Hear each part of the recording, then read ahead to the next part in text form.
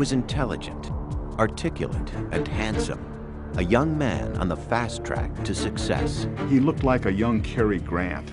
Yet during a grisly killing spree that spanned 5 years, Ted Bundy slaughtered more than 35 women. Before the sun rose over the state prison in Stark, Florida, plans were underway in the death house for an execution many thought would never occur.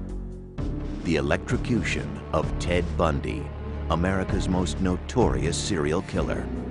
After nearly 10 years on death row, Bundy was scheduled to die for the 1978 murder of Kimberly Leach, a 12-year-old girl.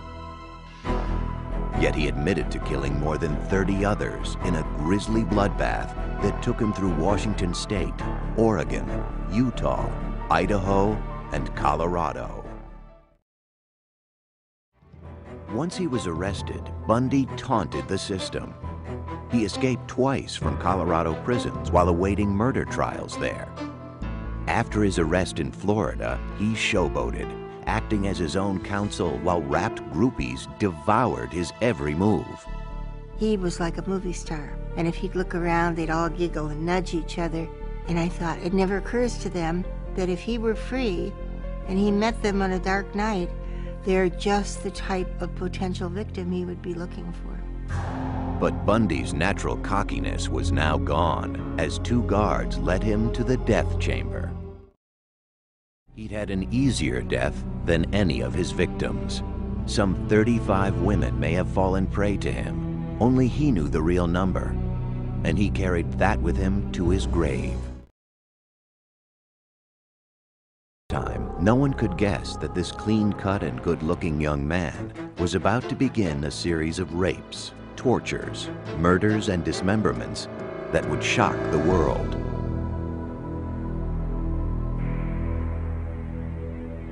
After midnight on January 4th, 1974, Ted Bundy stood outside the basement bedroom window of Joni Lenz, an 18-year-old student at the University of Washington. He entered her bedroom through a door accessible from outside, and while she slept, he savagely bludgeoned her with a crowbar. The next morning, Joni was found surrounded by a pool of blood. A bed rod had been torn away from her headboard, and in a sexual frenzy, rammed into her vagina. Linda Ann Healy was a senior at the University of Washington, majoring in psychology. On January 31st, 1974, after Linda had gone to bed, Bundy broke into her room. He knocked her unconscious, wrapped her in bed sheets, and quietly carried Linda out of the house. Her scattered body parts and decapitated skull wouldn't be found for a year. Police believe that in 1974, Ted Bundy embarked upon a series of grisly murders that began in Seattle, Washington, and over a period of 5 years spread through Oregon, Utah, Idaho, Colorado, and Florida. His rampage took the lives of at least 35 young women. On January 4th, 1974, just days after severing his relationship with Stephanie Brooks, Ted Bundy began his reign of terror. Over the next 6 months, 8 women disappeared from college campuses in Washington, Oregon, and Utah. I think he was looking for victims 24 hours a day. There were people that he specifically was scoping out, acting like a predator towards, and then there were those that were just happened to be in the right place at the right time for him. His first 2 victims were students at the University of Washington. People like to believe that it was someone from outside. There must be some depraved killer out there in the community who is coming to the campus. Little did we know that the killer was one of us. Even his girlfriend, Elizabeth Kendall, had no idea who Ted really was. From February through June 1st, Carol Valenzuela, Nancy Wilcox, Donna Manson, Susan Rancourt, Brenda Ball, and Roberta Parks all vanished. After After at least 8 murders, Ted Bundy was becoming an expert at killing. In July of 1974, his addiction led him to take 2 women in one day. A beautiful Sunday afternoon. It was 90 degrees in Seattle, and we don't get that many 90-degree days. Everybody was at Lake Sammamish State Park. One of those was Janice Ott. She was lying on the beach when Ted approached her. He had his arm in a sling. He asked if she could help him tie his boat to his car. When she got up to go with him, she stuck out her hand like she was going to shake hands, and she said, "Hi, I'm Jan," and he said, "Oh, I'm Ted." Janice walked away with Ted and was never seen alive again. An hour later, Ted was back at the park. There were at least 4 to 5 other women who were approached between, say, 1 o'clock in the afternoon and 4:30. But something about Bundy must have put them off. Denise Naslund wasn't as lucky. At about 5 p.m., she walked to the restroom at the lake. She was there with her boyfriend, her dog, another couple. She left with the dog to go to the bathroom. The dog came back, but she didn't. By early November 1974, Ted Bundy had murdered at least 11 women in Washington and Oregon, and 2 more in Utah, where he was now living. At the same time, he was studying law at Utah University. Probably could have easily become a lawyer if he hadn't been consumed with murder 24 hours a day. The thing is, with serial killers, they are addicted to murder. It's like any other addiction. People may try it first for a high, but you need more and more of the substance, and the substance is murder. But Bundy was about to make his first mistake. On November 8th, posing as an off-duty policeman, he tried to abduct 19-year-old Carol DeRanche from a shopping center. He told her someone had broken into her car and offered to help. But inside his car, he tried to handcuff her. Carol fought back, and with the handcuffs still on her wrists, was able to jump out of the car and escape. Here we have a living victim that's able to describe her abductor, describe the car, and also provide evidence with the handcuff that was still on her wrist. But the police still had no idea who her attacker could be, and Bundy was a master of disguise. As 1975 began, Bundy widened his net to include Utah, Idaho, and Colorado. He killed 8 women between January and August, but there was no way to connect the murders. Since July of 1974, the Washington police had whittled down their number of suspects named Ted to 200. Bundy remained on their roster, but still, no one suspected the law student at Utah University. The disappearances come closer together, the murders come closer together, the orchestration is more finely tuned. But Bundy's luck was about to change. Early on the morning of August 15th, Bundy's car was stopped by a police officer in Utah. Because he had been driving erratically, his car was searched.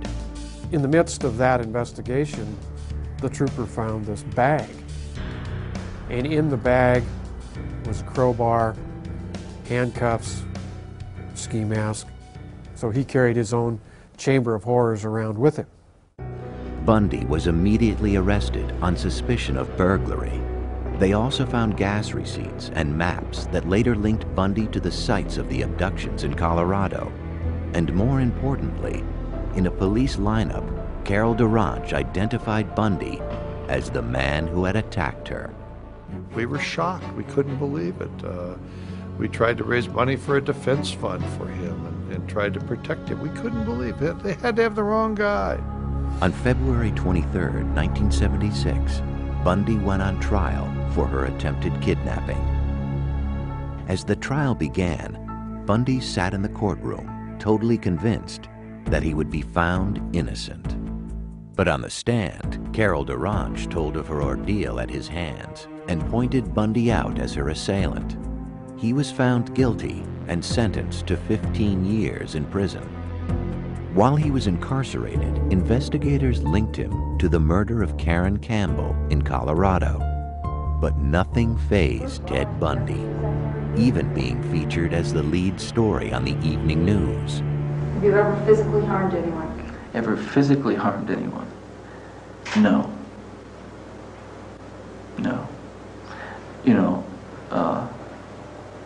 again, not in the context, I think, that you're speaking of. Ted was very self-assured to the point of cockiness. Even when the murder charges had been filed. In April of 1977, he was transferred to Colorado to await trial. There, Bundy fired his lawyers and was granted permission to defend himself in the upcoming case. I've matured in the past year. Believe me, I've grown in the past year, and I've learned a lot of things about myself in the past year. My only misgivings is that I might never be in a position to apply it, you know, on the streets where I'd like to apply it. But soon he would apply it. On New Year's Eve, 1977, Ted Bundy shimmied through an air duct of the Colorado jail and walked to freedom. He went through the top of his cell, down through the jailer's apartment, out into a blizzard. Free once again, Ted Bundy would continue to kill. After midnight on January 15, 1978, just 2 weeks after his escape, Bundy entered the back door of the university's Chi Omega sorority house. As his victims slept, Ted Bundy crept from room to room. He bludgeoned, raped, and killed Lisa Levy and Margaret Bowman. He assaulted and almost killed roommates Karen Chandler and Kathy Kleiner. I think he went in that house to kill every single woman in it. But Bundy wasn't finished. Less than a mile away, he broke into the apartment of Cheryl Thomas. Though he savagely beat her and left her to die, she survived. She was the 5th woman Bundy had attacked that night. It's not something that's causing him guilt because he's free of that. He feels justified and entitled. After what women did to him, why shouldn't he do this to women? 3 weeks later, he would kill again. His victim was 12-year-old Kimberly Leach, an attractive and popular junior high school student. Kimberly was kidnapped, brutally assaulted, and killed. On February 15, 1978, a patrolman pulled over a VW Bug that had been reported stolen. Ted tried to flee on foot. There was a struggle. There was actually a round fired, and the officer was able to bring Ted into custody. Bundy was arrested and identified. Over the following months, investigators in Florida gathered evidence that tied Bundy to Kimberly Leach's murder and the murders and assaults at the sorority house. Though other states sought to extradite Bundy, his first trial would begin in Florida on July 7, 1979. 2 weeks later, Bundy was found guilty and sentenced to death for the murders of Lisa Levy and Margaret Bowman. In January 1980, Bundy went on trial for the murder of Kimberly Leach. Again, he was found guilty and sentenced to death. But his execution would not take place for some time. Over the next 9 years, Bundy would appeal his convictions and cheat death by a series of last-minute stays, sometimes only minutes before his sentence was to be carried out. Finally, after countless appeals, Bundy's date of execution was scheduled for January of 1989. To postpone his death, he told authorities that he would provide information on other unsolved cases linked to him. He gives them just enough information to get their interest, to show them that he does, in fact, know what he's talking about. And then Bundy systematically tells these investigators, you need to get with your authorities and have them contact the Florida authorities because I need more time to tell you this. This is all I can tell you today. and I need more time. If you can just get the Florida authorities to agree to more time, I can provide you with all of the details. It was a desperate ploy. It was a last-ditch effort, but even there, I think Bundy, up until the morning of his execution, Bundy really thought that he could postpone the inevitable. But he couldn't. On January 24, 1989, at the age of 41, Ted Bundy, the articulate, handsome boy next door, a man who had the capability of being virtually anything he wanted, but who instead chose to become a monster obsessed with murder, was executed in the electric chair.